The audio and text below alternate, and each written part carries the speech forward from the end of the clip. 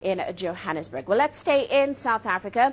The Parliamentary Committee, which is looking into land expropriation without compensation, is expected to announce its findings soon.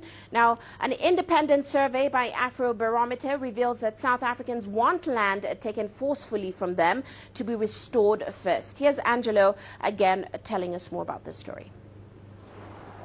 Findings from the survey show that South Africans want the government to prioritise redistributing land taken during forced removals of black South Africans 50 years ago.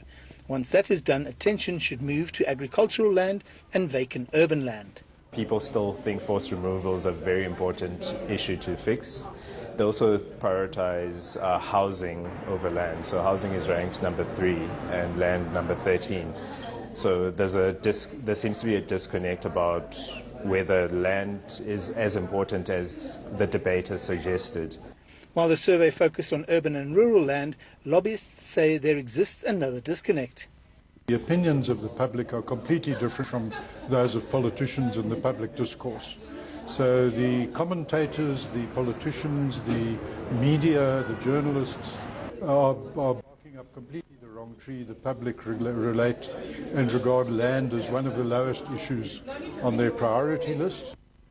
On a practical level, respondents want government to do more, but there are challenges.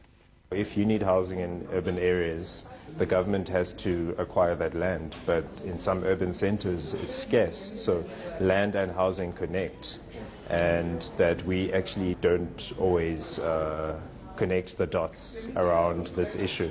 And also, the idea about willing seller, willing buyer, it's had a bad rep, but most people actually agree with it, that they want that to continue.